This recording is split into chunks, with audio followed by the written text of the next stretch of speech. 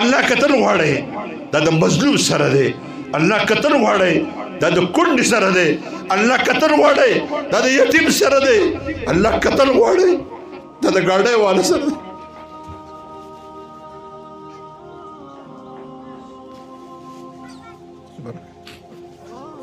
من پلونه کوي متحجدونه کوي مذکرونه کوي د دې کونډو په سر لاس کې دی د یتیمانانو په سر لاس کې دی د دې بېوسو بېکسو په سر لاس کې دی راځئ چې د دې کونډو په سر لاس کې د دې بېوسو په سر لاس کې د دې یتیمانانو په سر لاس کې ایک اسپاو والو شنګدې والو روجه را روانه ده تب خپل بچی را د خپل خوښې سوټونه علي تا به د لاس روان کړی ستاسو یې پاپا مالا دا والا مالا دا بوټان والا مالا دا موټر والا عالم علالا ستا په ګاونډ کې به کونډم ناستی ستا په ګاونډ کې به بیوم ناستی ستا په ګاونډ کې به بې اسرې والم ناستی ستا په ګاونډ کې به یتیمانان ومي هغه به هم د مور نه جامې غواړي پرون ما په یو ځای کې تقریر کوم یو مالدار خپل زوی ته په دې ځای پیسې لګولې دي ټوپۍ ورته د پیسو جوړه کړې امیل ورته د پیسو جوړه کړې په دغه اجتماع کې ناس ماشوم د یو ماشوم پلار او مور دواړه نشته د یو ماشوم پلار نشته د یو ماشوم مور نشته زه چې په مدرسه کې یتیم وینم بې اسرې والا وینم او محتمم صاحب په مخ کې ګلونه ناسي چې امیلونه د پیسو چولي د یتیم په غاړه امیل نه وي د ده په زړه کې به هم یو چاحت راځي چې کاشکې زما مور ژوندی وی چې ما ته هم امیل اچولی وي کاشکې چې زما پلار ژوندی وی چې ما ته هم امیل اچولی وی دا یتیمانان به څنګه کور ته ځي دا بېوسه به څنګه کور ته ځي راځئ چې د دې کونډو په سر لاس کې راځئ چې د دې بېوو په سر لاس کې د دې بېکسو په سر لاس کې ته چې خپل زوی له دوه جوړې جامې والي او ټیلر له ورکړي ورته وایي دلته بیکپونه ونه وکړه ډبل سلایي پې ونه وکړه ګلداره سلایي پې ونه وکړه بټنې وله ښکلې ولګوه ستا په ګاونډ کې د یتیم بچې مور ته وایي بیبي ما له دې ټوکې اخیستی که نه د خپلې دا مور ورته وایي بچې اختر خو لا لرې دی وی بیا ټیلران علي نه مور ورته وایي ما له اخیستی دی دروغ ورته وایي دا پور څنګه والي وی اخیستی مې ښکلی ټوکې مې اخیستی دی ټیلر له مې ورکړی دی چې ورځې په لنډو کېږي دا یتیم دې مور ته وایي بیبي جامې به تیارې کړي که نه یا بچیه صبر وکړه اختر ته که نه لږ صبر وکړه اختر لا لرې دی دروغ ورته وایي دا مور د شپې پاسي الله ته جاړي الله زه کونډه یم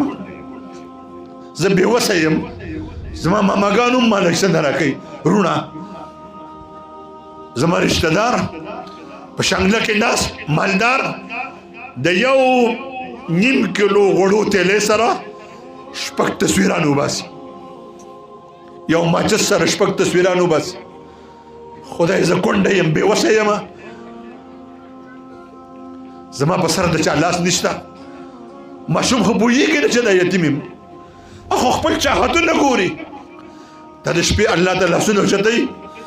خدای زما د بېوسي ختمه کړي زه د خپل ماشوم د ژړا ویننم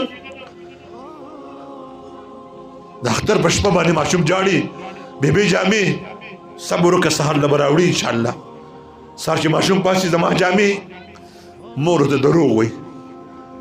وی ټیلران د خدای غر کې دروغ وایي نیلې جوړه کړې بلډینه وه دا چلو دا چلو دروغ ورته وایي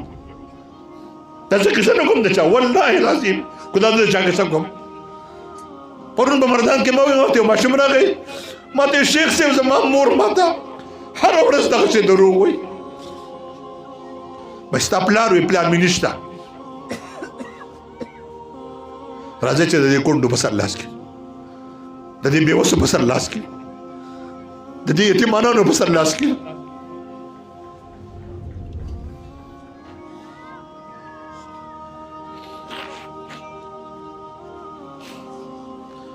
ستا په دسترخوان به شپږ سالنه پراته وي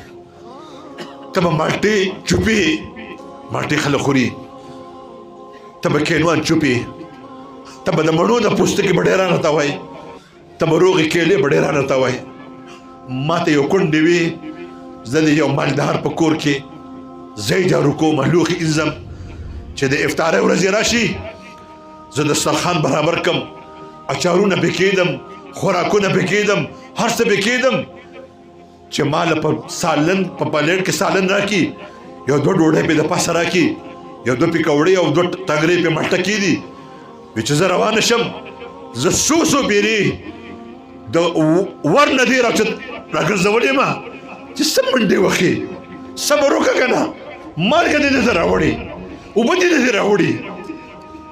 زه بړکې وایم چې زه کونډه یم ځکه زما څوک شته نه ځکه ته ځان له مالګه نشې راغستی